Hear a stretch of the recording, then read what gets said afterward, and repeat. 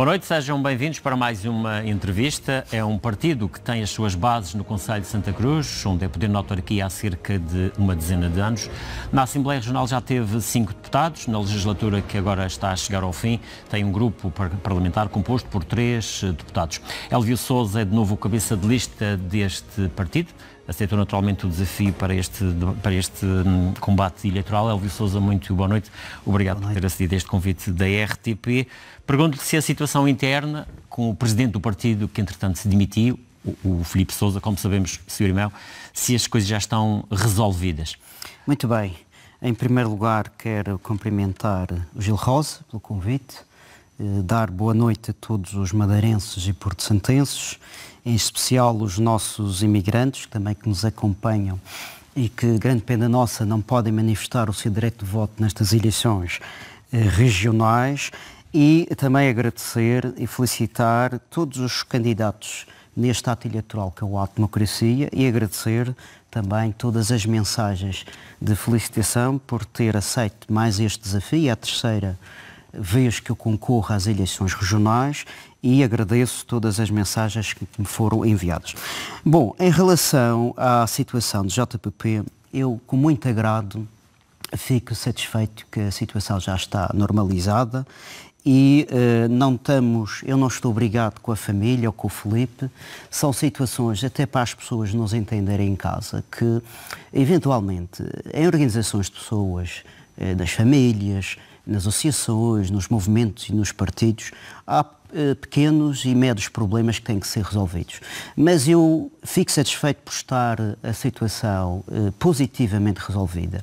A minha missão neste momento, e a missão que os madeirenses se depositarem confiança em mim e na minha equipa para as regionais, é falar dos problemas que afetam os madeirenses e a falar de soluções, nomeadamente para a questão que é agora um desafio importante, que é para as situações da saúde, que tem sido um tema... Já lá iremos a essa questão, só para clarificar... E, sobretudo, para a habitação neste momento, porque preocupa-me muito situações dramáticas, e eu já passo a palavra, mas já lá é só para esclarecer esta questão inicial relacionada com o Filipe Sousa, no fundo, um partido como o JPP, é um partido jovem, não é? Que já tive 5 deputados, agora tem 3, tem uma Câmara Municipal, tem um ativo político que é reconhecido, que é o Filipe Sousa, e a questão que se calhar muitas pessoas se colocam é como é que um partido se pode dar ao luxo de deixar de fora o seu principal ativo político. Sim, eu, continuando o que estava a dizer, eu não me esqueço,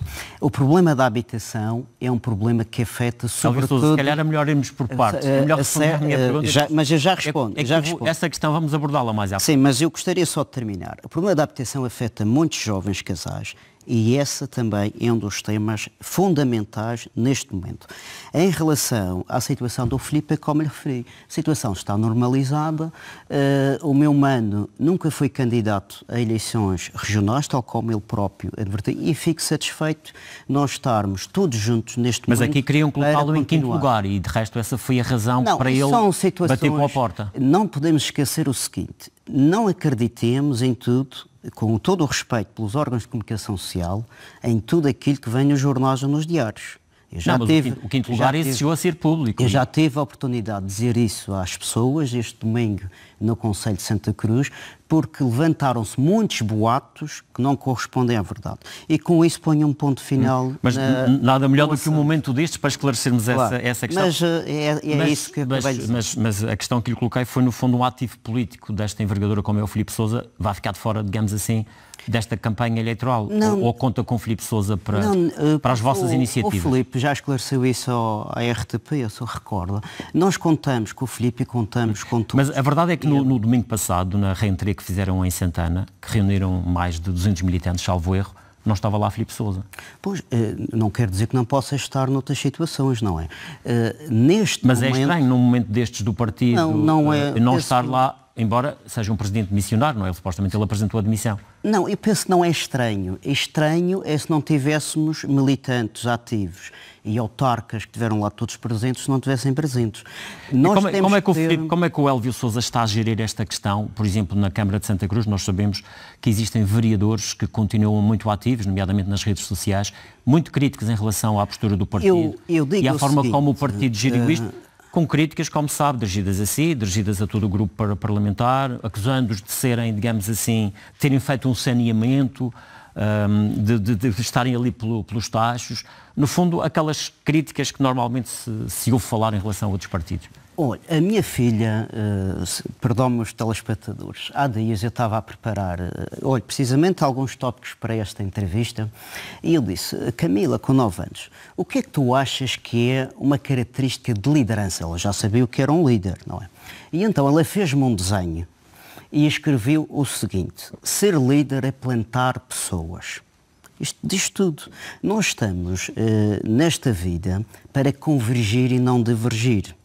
E eu quero dizer aqui aos madeirenses que respeito muito as opiniões e as críticas, mas nós temos que dar o passo seguinte. Claro. Neste momento... Estas pessoas que eu referi, que são vereadores na Câmara de Santa Cruz, precisamente falavam em falta de liderança. Sim, neste momento, a frase diz tudo. Nós temos que plantar pessoas e não cortar sensibilidades, muitas vezes quando elas ultrapassam aquilo que é o elementar das regras da educação. Aquilo que é fundamental neste momento é dizer aos madeirenses que nós somos a alternativa de governo. E não esqueçamos o seguinte, se me permite, a partir do momento... O JPP está debaixo de fogo, não é para essas situações que referi, é por situações externas, porque a partir do momento que nós abordamos situações que encarecem o custo de vida da região, quando demonstramos que as falcatruas que foi feito no concurso do ferro, e veja-se o seguinte, onde foi aldrabado, onde foi colocado a madeira mais distante do continente só para sacarem milhões do erário público. Mas essas questões que o JPP... Quando anunciamos que o preço do gás custa e que está baseado, que está debaixo de um regime de monopólio, quando pusemos em tribunal Miguel Albuquerque e o secretário da Saúde tiveram que facultar as listas da saúde para todos os madeirenses conhecer e, inclusive, demonstrar os luxos de Miguel Albuquerque a gastar o dinheiro do madeirense, 130 mil euros. Com estes elementos, o JPP é um alvo a bater. E eu quero dizer aos madeirenses que toda esta tentativa... Mas está a dizer então que Filipe Sousa estará digamos, não é isso. Aqui numa determinada estratégia para abater o JPP?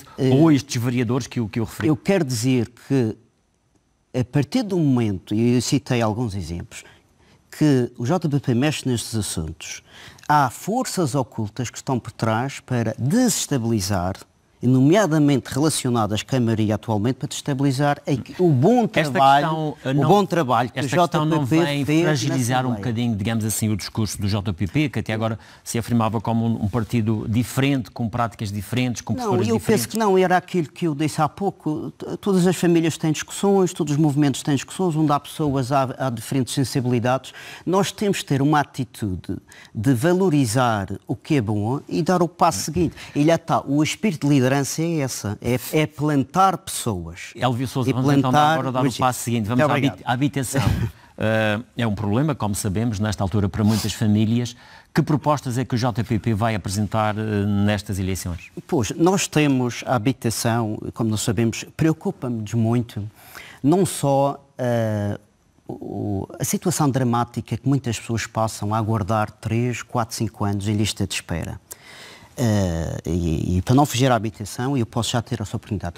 Uma das principais medidas é dar direitos aos cidadãos, humanizar o Serviço Regional de Saúde, onde, independentemente do problema que surgiu agora, porque há alguma incompetência no próprio Cesarame não ter backups de segurança para, portanto, guardar os dados das pessoas, e isso tem consequências nefastas. O que tem que ser resolvido é garantir às pessoas um tempo de saber a sua posição na lista de espera e quanto tempo vão aguardar, porque isto é inadmissível, é doloroso. Situações que eu tenho feito atendimento no Caniço, têm que ser pessoas de toda a ilha e pessoas que choram que não lhe foi-lhes dada uma resposta. Elvio em relação à habitação... Eu estava a falar da habitação, mas vamos continuar agora na saúde e depois passaremos à habitação. Já agora, em relação à questão da saúde, tem sido uma bandeira do JPP, como sabemos, ao longo destes 4 anos, pelo menos. O que lhe pergunto, se notou alguma evolução no Serviço Regional de Saúde nestes últimos 4 anos? Não, evolução no sentido de para melhor? Não, porque o Miguel Albuquerque prometeu reduzir as listas de espera, elas aumentaram 85%. Não, o vital é a melhor eficiência. Os últimos números das listas. Os números foram tirados à força, foram extraídos, foram martelados. Como é que se pode retirar 19 especialidades que correspondem a mais de 20 mil atos médicos por realizar? Portanto, acha que o Governo Regional está a enganar os madeirenses? Então há pouca transparência, claro que aquilo foi feito por iniciativa eleitoral e, portanto, o que nós temos, o nosso programa assenta basicamente em resolver os problemas que são nefastos à população. Neste momento, a saúde, as pessoas não acreditam no Serviço Regional de Saúde, independentemente dos bons profissionais que temos, mas temos que dar esse salto em garantir direitos a estas pessoas. Elvis Sousa, vamos às propostas concretas, não em relação ainda à questão da saúde, por exemplo. Como é que o JPP, se fosse governo, resolvia, por exemplo, esta questão das listas de espera? Não, era contratualizar, entre outras situações que já foram aqui abordadas por outros intervenientes, até por mim, onde deve ser colocado a prioridade é reduzir as listas de espera. Atenção, as listas não vão desaparecer, mas não podemos deixar pessoas 3, 4, 5 anos em lista de espera. E deve ser feita uma contratualização transparente e auditada com o privado. Trocas, parcerias com hospitais do continente e não só, e com o privado, porque o exemplo, por exemplo, há pouco estávamos a falar de Santa Cruz, das pequenas cirurgias de Santa Cruz, é um exemplo disso, onde não é que seja competência imediata da Câmara, mas é possível resolver. E o Elvis Sousa tem a ideia na proposta que apresenta de quanto é que isso pode custar? Começando, nenhum partido fala em reduzir a despesa. Já reparou nisso? Ninguém fala em emagrecer a despesa da região. Miguel Albuquerque é um despesista, nós já sabemos. Mas vejam o seguinte, como é que é possível gastar 20 milhões num campo de golfe na Ponta do Pargo com 118 mil madeirenses em espera, em lista de espera para uma cirurgia consulta e exame? Levava já um bufetão, peço desculpa, mas isto não pode acontecer. Portanto, é deitar pedra nos direitos dos cidadãos. Bem que há dinheiros que são direcionados para investimentos que têm apoios comunitários que não podem ser, por exemplo, para outras áreas. Sim, mas a redução... Mas aquilo que o Elvis Sousa está a dizer, no fundo, é a questão de prioridades, definir prioridades, que são opções políticas. Mas eu há pouco dizia que ninguém fala em reduzir a despesa.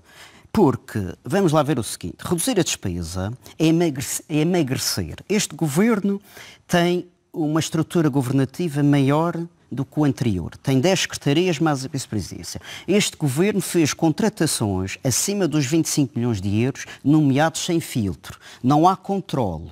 Foi apenas para servir os apetites do CDS. Aliás, eu aproveito para dizer que são dois partidos contra um. É o CDS e o PSD contra o JPP. Ora, alguém já falou em cortar as gorduras deste governo, central de compras, programa de redução de despesa efetiva, até aos 15% é possível ir. E com esses 15% já dávamos direitos a muitas pessoas que estão em lista de espera. Se o JPP fosse governo, dispensava, digamos assim... Não, 5 secretarias é o suficiente. E dispensava as pessoas que lá trabalham. Não, depois temos que fazer um estudo, tinha que ser feita uma auditoria independente, mas ia acabar institutos que não servem para nada, ia acabar nomeações a torto e a direito, tinham que ser controladas e de acordo com as necessidades de serviço. Como é que não há praticamente mês que passe em que não há nomeações para assistentes, para técnicos especialistas, para o Governo Regional? Eles estão a utilizar, vejam o seguinte, telespectadores, o Governo, para dar um exemplo, amealhou no cofre da Quinta Vigia até junho deste ano mais de 87 milhões. Mais de 87 milhões. IRC, tudo bem, 17% de IRS e outros 17% de IVA. Esse dinheiro tem que ser distribuído, não pode servir para o Miguel Albuquerque andar a viajar e comprar carros de luxo como fez. Isto é um programa que tem que ser feito. O madeirense percebe se não pode ir mais vezes almoçar e jantar fora, que o custo de vida está grande, vai ter que cortar na despesa, assim o Governo tem que fazer. Olha, ainda ontem vimos um Miguel Albuquerque a dizer, no Porto Santo, o Parque Campismo desapareceu, porque o Porto Santo é para preços altos e para turismo de 5 estrelas. A o madeirense não gosta de acampar, não é turismo da natureza também. O homem está completamente alucinado. Vamos à questão da habitação. Elvio Sousa. Neste momento, um problema que aflige muita gente.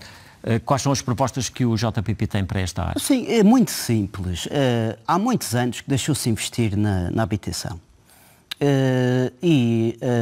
A resolução é colocar oferta no mercado. Mas não é oferta de T1s a 160 mil euros. Já com 30% com participado, para engordar grandes empresários. É oferta, é crédito bonificado para casais jovens que estão neste momento com dificuldades de custo de vida, com aumento de rendas, aumento das taxas dos empréstimos e, quando eu falo do crédito modificado, e também um programa, e isto tem que ser articulado com várias instituições, de apoio ao arrendamento. Reparamos o seguinte, o preço só vai baixar. O Governo tem anunciado, pelo menos, o Governo, programas para essas áreas. Não bata-bota que é peridiota, porque eu conheço muitas pessoas que concorreram e claro que as pessoas têm que entregar papéis, não é? Mas entre aquilo que a propaganda diz e quando vamos requerer os beneficiários, a quantidade não bate certo. Aliás, estamos a ver agora neste momento que o nível de propaganda é tanto que até se promove almoços e jantares com os bombeiros, aproveitando o trabalho voluntariado dos bombeiros e não só, para efeitos eleitorais. Boa, e quando um governo, quando Miguel Albuquerque vem dizer que se perde a maioria, vá-se demitir, é que tem medo do JPP. Tem medo do JPP. Tem medo porque nós, com o programa que temos, de redução da despesa e de redução do custo de vida do madeirense, domesticar os monopólios. Porque é que Miguel Albuquerque disse o seguinte, que ia baixar o custo de mercadorias, que ia trazer um ferry e que ia reduzir o custo de vida e não cumpriu? Quem é que tem o controle, digamos, do custo de vida da região? São grandes interesses e ele agachou-se e não teve coragem para domesticar nem regular. E o que é que o senhor faria nesse sentido? Olha, começaria por baixar os impostos de forma progressiva. IRS e o IVA. IRS para a classe média. Mas isso já está a acontecer, diz o Governo. Não está, porque a classe média, a partir do quinto escalão, não tem o diferencial fiscal de 30%. E Miguel Albuquerque encheu o cofre da quinta vigia com 87 milhões, como podia ter baixado. Como nós propusemos o quarto e o quinto escalão, há mais de um ano, no Madeirense, o quarto escalão já podia ter beneficiado dos 30% e foi só a partir... Portanto, reduzia o IRS progressivamente? O IRS... O IVA também atacava. Não, o IVA é progressivamente. Nós íamos nós não temos acesso às contas e o Governo nunca nos forneceu, mas nós íamos diretamente para os bens essenciais. Nós propusemos no Orçamento Regional por 2 vezes a redução de 5% para 4%. O escalão, taxa reduzida do IVA. Isso iria traduzir-se em menos 20% do preço dos bens. Esta medida transitória do Governo da República não vai durar toda a vida. A redução do ISP, a baixa do preço de mercadorias. Aproveito aqui para anunciar, tal como Miguel Albuquerque anunciou e mentia à população e não comprei, que nós, se formos governo, vamos lançar o concurso público internacional para a concessão da operação portuária. Os empresários não podem continuar a alimentar monopólios. Nós temos que regular o preço. Não é um estilo chavista ou comunista ou fascista de controlar o porto. Nós somos uma região ultraperiférica, não podemos deixar o porto sem concorrência e trazendo a consequência de aumentar o preço de produtos. Veja, se o porto comercial reduzir os preços, vai-se manifestar em toda a economia. Portanto, o Elvio Sousa, se for governo, está a querer dizer se ganhar as eleições ou se eventualmente for chamado a fazer parte de uma solução de governo? Eu acredito, pelo trabalho que nós fizemos na Assembleia, com apenas 3 deputados, pelas palavras que ouço todos os dias dos madeirenses, que nós vamos ser governo. Vão ganhar as eleições?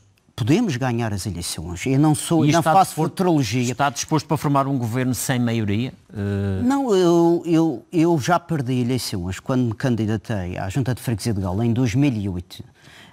Fui o candidato. Perdi eleições. 2 anos depois ganhei com a equipa a maioria absoluta. Eu sei o que é estar na oposição, eu sei o que é ser autarca. E está disponível para uma solução de governo, por exemplo, com o Partido Socialista?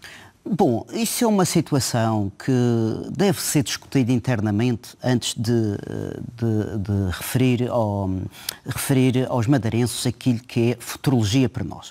Quando digo que somos governo, nós podemos vir a ganhar as eleições. Nós podemos vir a ganhar, não é improvável. Não é improvável. Agora, eu creio que os madeirenses confiam em nós. Por isso é que eu estou a pedir a confiança. Não pedir a confiança por falta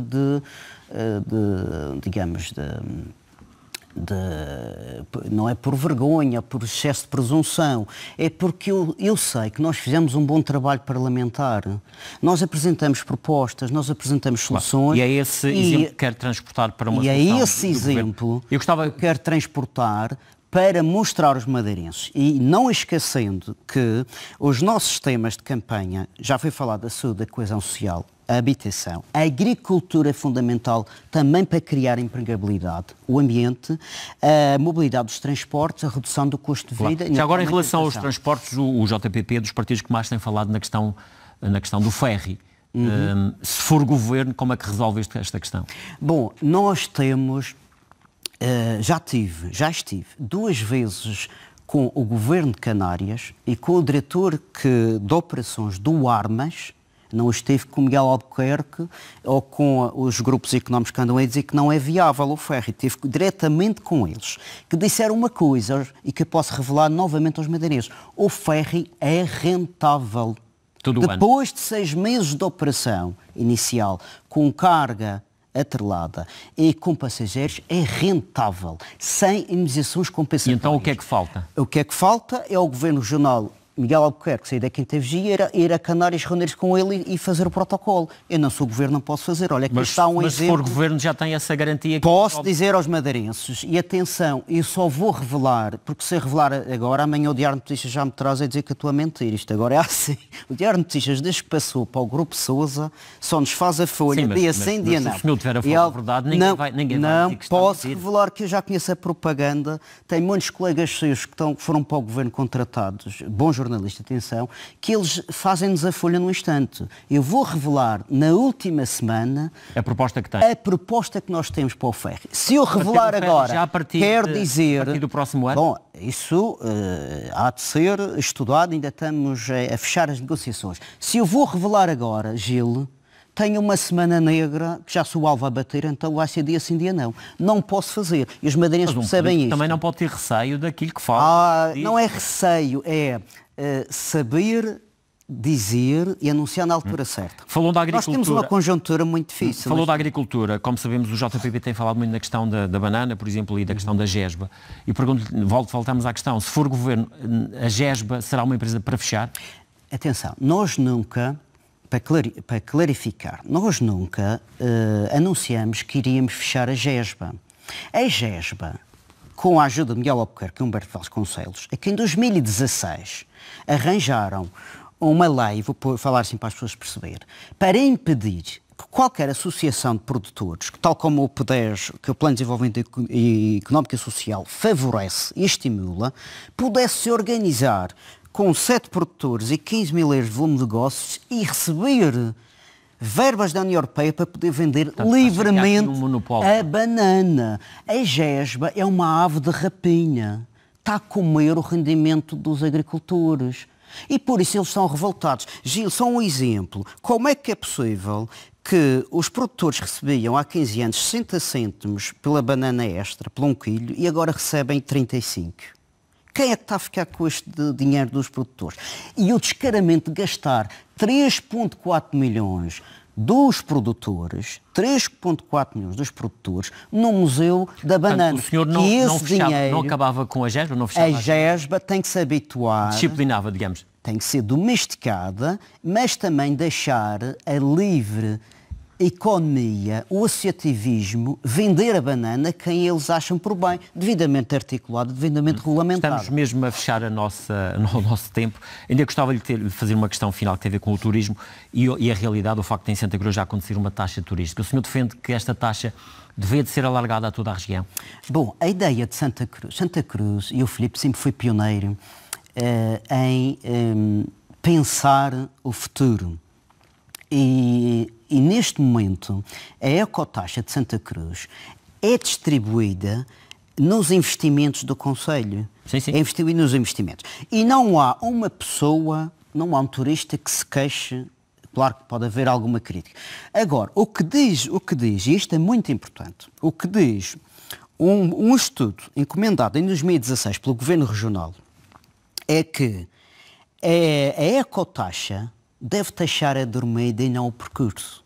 E o que está a ser feito no Cais do Sardinha e no Cabo Girão é taxar o percurso. Portanto, é o oposto. O Governo gasta milhares de euros e não entradas pagas, por exemplo, no Cabo Girão. Exatamente, milhares de euros. Mas e o Cabo Girão, eu aqui posso apostar com alguém, um telespectador, ou consigo. Aquilo vai ser concessionado a um amigo mais tarde ou mais cedo. Este Miguel Albuquerque não faz nada onde não tenha um eventual lucro a um amigo para dar um negócio. Fechamos a nossa entrevista. Elvio Sousa é o ponto final nesta edição. Voltamos a nos encontrar aqui na próxima quinta-feira para um debate com outros candidatos. E amanhã, neste ciclo de entrevistas, temos a presença de Sérgio Gonçalves, o cabeça de lista do Partido Socialista. É tudo. Boa noite. Fique bem.